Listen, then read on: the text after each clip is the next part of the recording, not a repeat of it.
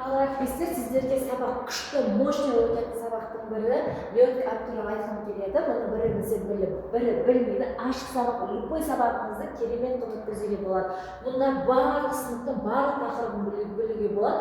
Ол орысша, мына жерде пәндер таңдап және сыныпты таңдауға болады. Бірақ мен сіздерге біз қазақ сыныбы болғандықтан автоматты түрде осыған қазақша жазып іздемелетін боламын.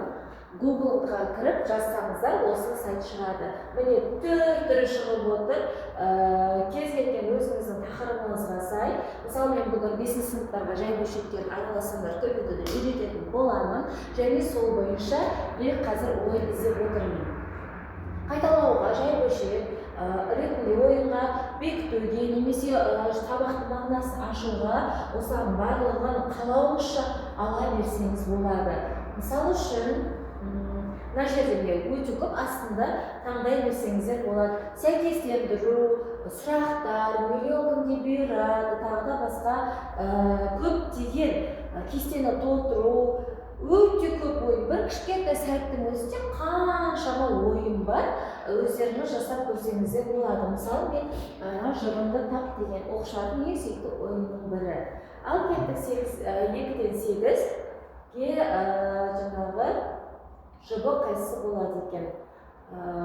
Ондық бөлшектер бұл жерде жай бөлшек екен, яғни ол біздің сыныпқа келмейді. 5-ші сыныптағы тақырып өтілген жоқ, сол себепті мен бұны емес, келесісін көріп көретін болайын. Мысалы, жай бөлшектер. Бұда миллион күнде бұйырады, осының ішінде екен. Міне,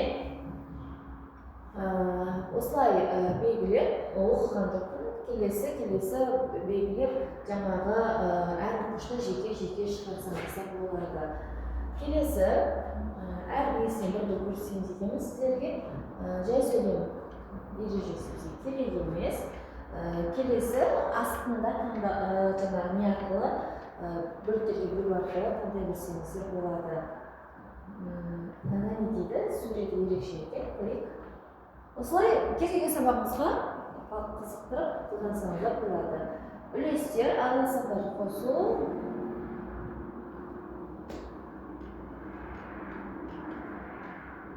Көрдіңіз бе, төрт тақырып осылы мынада мысалы үшін бұлай біріктіресіз.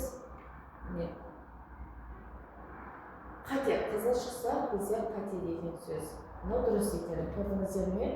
Қандай керемет ойындар, я? Кез келген баланың қызығушылығы надан кейін артпаса, одан сөзім жоқ. Мынада не бар екен, осыны бір көріп жүрейік. Кез келген сабағыңызды қызықтырып аласыз. Мына жерде жауаптар бойынша, мына жерде сәйкестендіру жазуға балаларға калькулятормен жіберсеңіздер болады, немесе ссылка жіберсеңіздер болады. Яғни барлық жағдай жасалған. Мынаны ойнау үшін үстелдің басын 2 ойында ойнай бересіздер. Мына жердегі ссылка копировать етіп басып алсаңыздар болады. Оқушыларға жіберіп немесе осы QR-кодты басу арқылы оқушылар кіргізсеңіздер болады. Ақпарат пайдалы болса, маған жазыла кетіңіз.